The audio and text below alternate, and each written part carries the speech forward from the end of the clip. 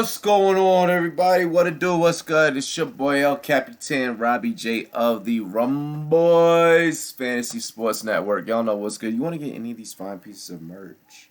Head to rumboyz.com. You can get you a shirt. You can get you a hat. Dilly dilly. You don't have to, but you could. Let's check it out here. So, how do I want to do this? I'm gonna read the article first. So I think it's important to do that first and make sure I get all the details out there first per source Bleacher Report. The report that eventually the Rumboyz will move aside and take over. Fuck. Gosh, I leave that door open so I can have cool air in here.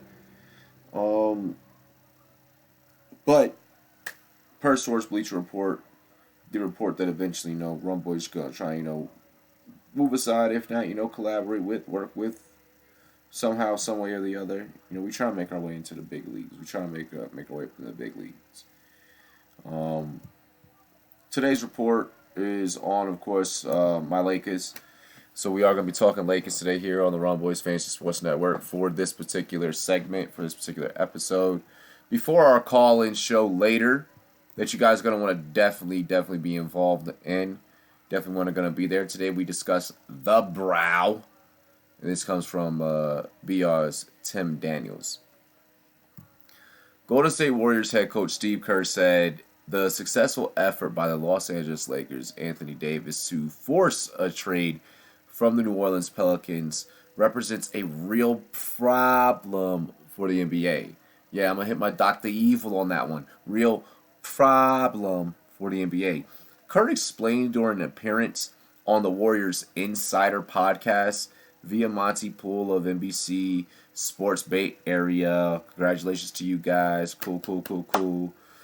There's a difference between the way Davis went about changing teams and someone who waits until free agency to explore his options. I'm talking more, and these are now quotes, okay? I'm talking more about the Anthony Davis situation, where a guy is perfectly healthy and has a couple of years left on his deal and says, I want to leave. That's a real problem that the league has to address and that the players have to be careful with. This guy. When you sign on that dotted line, you owe your effort and your play to that team, to that city, to the fans. And then, once the contract runs out, it's completely your right to leave as a free agent. But if you sign the contract, then you should be bound to that contract. If you come to an agreement with the team that, hey, it's probably best for us to part ways, that's one thing.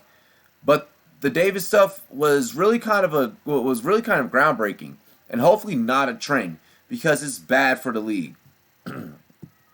Those are Steve Kerr's words. Davis, who received a $50,000 fine from the NBA in January for making a public trade request, has one guaranteed season left on his 5-year, $127.2 million contract and a player option 2020-21. That were, his previous one. The 26-year-old Chicago native told ESPN Rachel Nichols after his trade to the Lakers was announced that he wouldn't change how he handled the situation. I knew I wasn't going to sign an extension, I knew I wasn't going to sign an extension, and that my time in New Orleans was definitely coming to an end. And I see a lot of people. I see a lot of people that say, "Wait, you should have did it this way or that way." But for me, I've been in the league long enough. I'm a grown man. I know what I want, and so I thought doing it at that time was definitely going to be beneficial for myself and for the organization to get the best package available. So that way the organization is still set. In the latter regard, Davis makes a strong point. If he'd waited until next offseason to leave New Orleans via free agency, the Pelicans would have received nothing in return. Instead, the front office acquired point guard Lonzo Ball, shooting guard Josh Hart, small forward Brandon Ingram, and a stockpile of draft picks from the Lakers. Although those three men aren't likely to reach Davis' level as one of the top as one of the NBA's top 10 players, they are all solid pieces as the Pelicans begin building around first overall pick Zion Williamson. That said, Kerr's point, in a more general sense, is that the league can't operate if players basically get to choose where they want to play during any given time. It's a more pressing point given the rise of super teams. So it represents a tricky issue for NBA Commissioner Adam Silver, especially when the yearly offseason drama is one of the things that makes the league so entertaining for fans. Now, with that being stated, I'm now going to give my words and now my reactions to this article, to this piece. One moment, please. So, with this being stated, with this shit being said, how do I do this appropriately? Steve, I get what you're saying and where you're coming from, but the fans like this. The fans like when the players have a say-so and have control, and they are dominant in these negotiations, and they are thought about in these deals and in these negotiations. So for you to say, it's a real problem, this is what the fans like about the NBA. This is one of the things that makes the NBA so enjoyable, especially during the off season to watch. The NBA has one of the most hype off seasons that I've seen to date, especially with a lot of the transactions that have taken place. Anthony Davis, Kyrie and KD, Kawhi and PG, the Unicorn teaming up with Luka on that whole international connection. That's beautiful. Harden and Westbrook. This is good stuff. This is good stuff for the NBA. Kerr, I get what you're saying.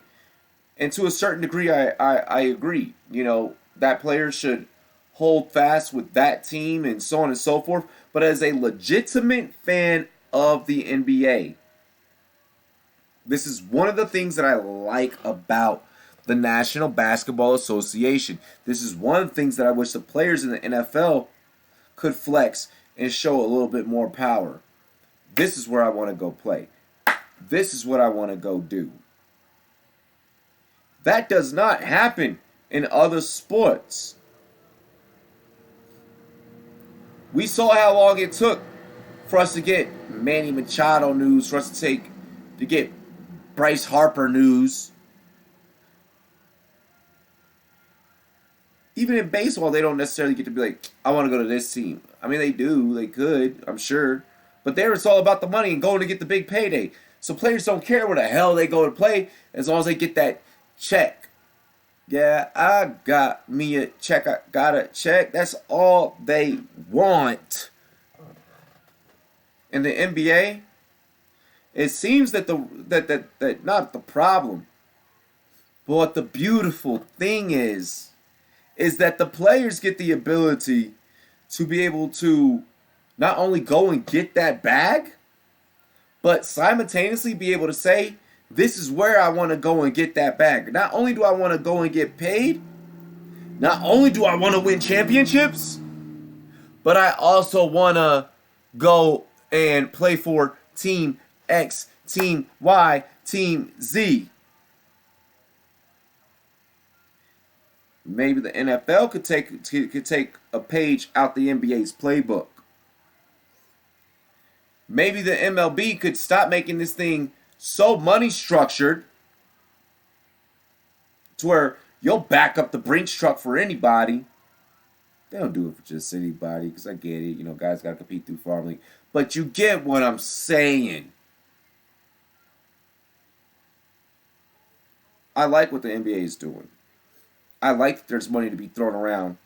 I like that even in the small markets are bidding and boasting and trying to go and get that chance for them to be able to compete at the highest level in the league possible, which that be at the NBA Finals. They may not be there quite yet, but they are trying to see what they can do.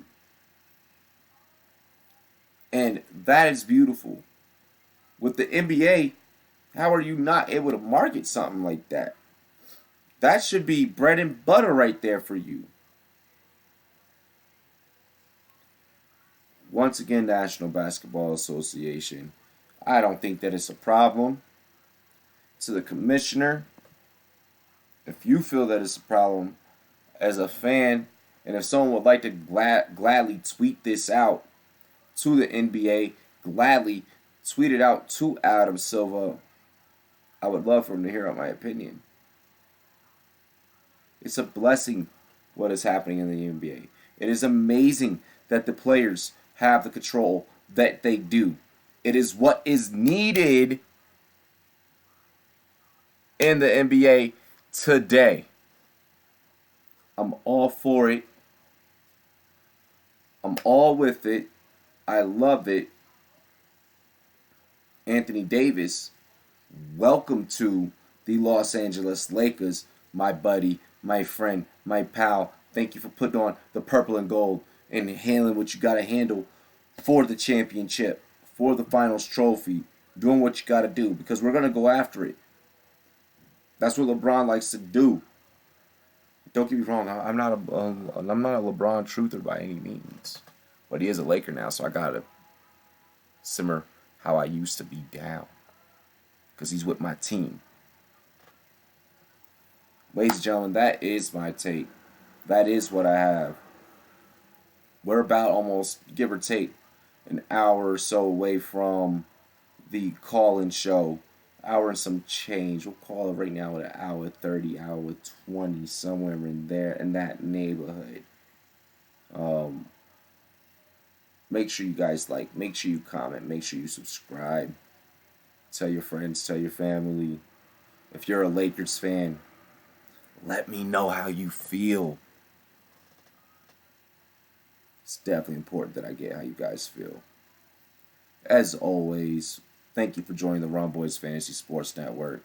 It's your boy, the founder of this pirate ship, El Capitan, Robbie J. Cheers to me, cheers to you, all the Rumboys and girls, what it do. And as always, I'm out of here. Dilly dilly. I'm ballin'.